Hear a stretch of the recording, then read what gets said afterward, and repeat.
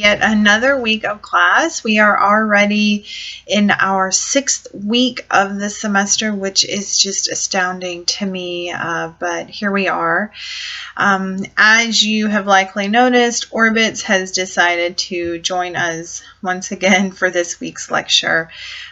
He is feeling a little bit disruptive this morning. Hopefully he's worked through a lot of those issues. We shall see. So this week we are learning about culture, which is really a big topic, a big theme within the discipline of sociology. I'm sure that you all can understand why that is at this point in the semester. And McIntyre, her chapter, does a really good job at describing what culture is, all of the various components, the purposes that culture serves in society, and some of the consequences of it. So I'm actually not going to lecture on everything that's included in this chapter, just because I think that she does it well herself. But if you have questions about some of the stuff that I'm not going to address in this week's lecture, please feel free to follow up with me via email or some other fashion. So we can go ahead and get started here. The definition that McIntyre provides of culture is all the ideas, practices, and material objects that people create to deal with real life problems. And I really like the analogy that McIntyre uses here to talk about what culture is to us as humans. She compares it to what it's like to be a fish in water. And what she's really getting at here is this idea that because culture is so pervasive, because we are constantly surrounded by it, constantly affected by it, we may not always be acutely aware of how it's operating in our daily lives, much like a fish in water. The fish who lives in water probably doesn't realize that it's surrounded by that by that element. So the definition that I just stated, the one that McIntyre gives you, has 3 parts to it. First, all the ideas, practices, and material objects. Secondly, that people create. And then lastly, to deal with real life problems. So we're actually going to start with the last part of that definition and consider what purposes culture serves in our society. So first and foremost, culture helps us solve problems, and there is a pretty extensive list of the problems that culture actually helps us solve, listed on page 112 of your textbook. So make sure you take time to review that. Culture also helps us perpetuate society. We learned last week in our socialization topic that if we didn't have this process of learning, then each generation, after each generation died, the next one would have to figure out kind of how to do things on their own. And culture is what is being learned through the process of socialization. So if we didn't have culture, again, after every generation died off, the new one would have to figure out how to solve these problems that are listed on page 112, and that would, again, significantly stunt the progress or the development of humankind. Looking at culture from a more functionalist perspective, we see that it helps us fit in. Knowing the elements of a particular culture makes us competent social actors. So through culture, we learn which behaviors, values, and ideas are acceptable and which ones are not acceptable. Or as Anderson puts it, quote, culture tells us what we ought to do, what we ought to think, who we ought to be, and what we ought to expect of others. So there's an element of culture that enables our behaviors in a lot of ways, but then it can also act to constrain our behaviors as well. Now, from a more conflict-oriented perspective, we can also think of culture as reproducing power and advantages for dominant groups. Because here's the thing, the dominant culture of any given society, so what I'm referring to here are the behaviors, ideas, and values of any given culture that are acceptable, also tend to be the ones that support the status quo or reinforce the dominance of certain groups. So, for example, the belief that babies should come after marriage, or that heterosexuality is the norm, or that we should go to college, or that people with penises shouldn't wear dresses, right? All of these norms, all of these ideas support the dominance of certain groups over others. So we shouldn't overlook this kind of aspect of inequality associated with culture. Orbitz is wanting out. I'm going to have to stand up just very briefly to open the door to let him out, or he's going to continue to mount. I apologize for this disruption. I will be quick and brief. Mister.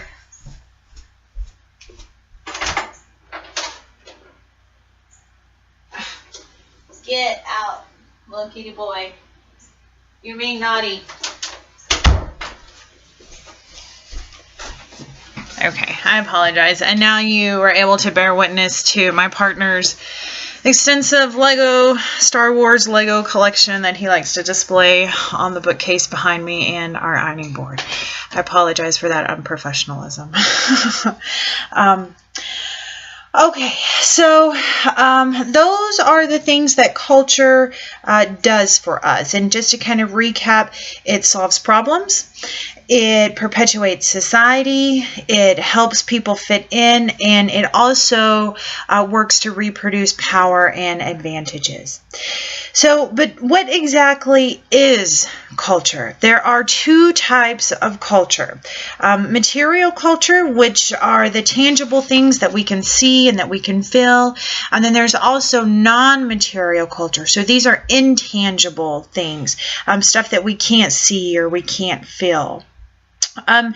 Every physical thing, when you think about it, is a part of our culture. So our computers, our cell phones, our sandwiches, our forks, our homes, the way we dress, essentially any physical object that you can think of is a part of our material culture. And this always reminds me of when we learned about ancient Egyptian culture in elementary school. And for whatever reason, the paper that they wrote on, learning about the paper that they wrote on, papyrus, really resonated with me then, and it resonates with me now. And so it makes me wonder what future generations of humankind are going to say about the material objects of our culture, or what it says about our society that we're now transitioning into this paperless society.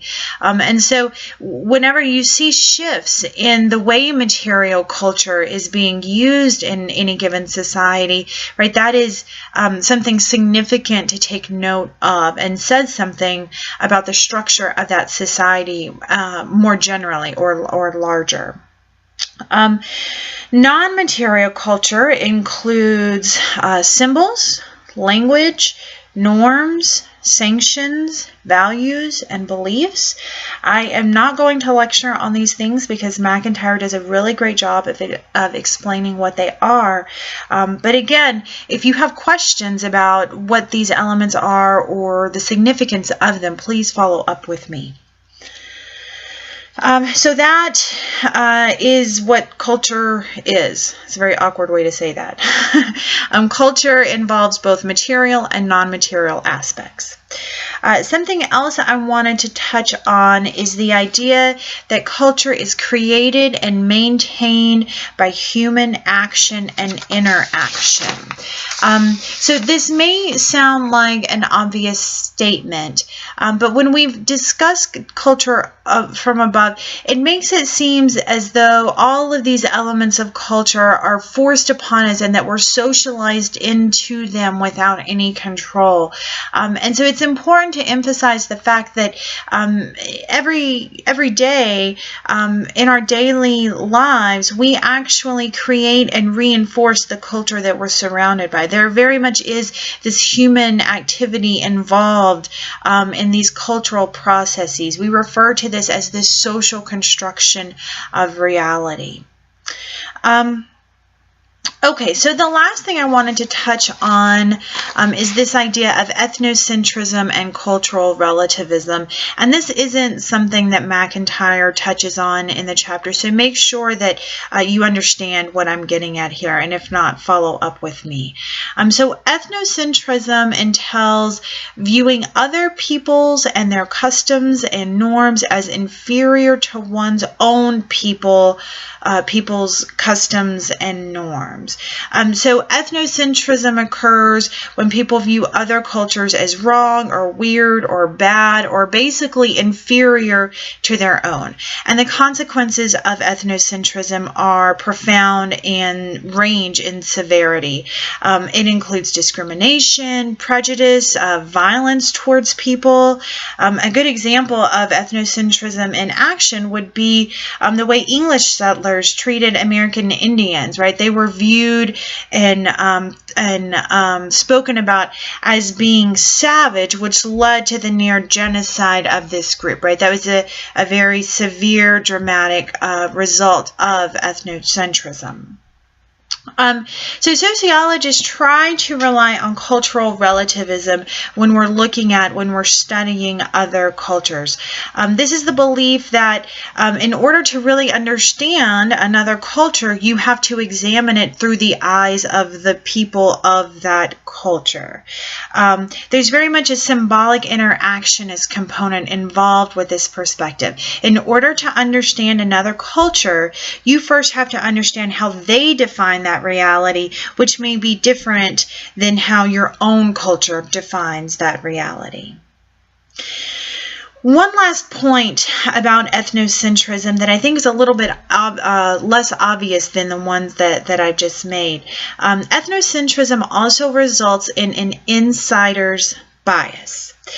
This is a tendency for people to view their own culture as right or as normal. So we accept our culture and the arrangements within them without questioning them. And that's kind of one of the more insidious things about culture. It inoculates us from seeing things in a different way. We're all essentially socialized into the same norms, into the same belief systems and value systems. We all learn the ideologies or the rationales behind these norms and values and beliefs. And so it makes it really difficult to be critical of them, or it makes it, conversely, really easy to leave these things go unexamined. And if you'll remember from our first topic, when we spoke about the sociological perspective, right, this is an extremely unsociological way to go through life, to not examine the arrangements found within. And so one of the things that we try to do in the discipline of sociology, and that we try to do especially in introductory courses such as this, is to help students overcome these cultural blinders that have been so internalized in us. So that's all that I have this week by way of video lecture. Make sure that you are posting to your discussion board, both the initial post and responding to your classmates. I'm really enjoying reading your responses, especially the exchanges that you all are having are really great. And don't forget that you have a possibility for submitting your first CAP yet again this week. If you have any questions, concerns, comments, or general musings about life that you'd like to share with me, please don't hesitate to reach out. I did want to mention before I sign off here, someone in an earlier email this week mentioned something about how the rain had moved out of Nebraska, and that she wished that I was having a pleasant day in Raleigh. And I just wanted to mention that I think that the system you all may have been experiencing is now on top of us right now, because it's been raining for the past couple of days, and I think it's going to continue to rain for the next couple of days. So I don't know, just kind of an interesting thing.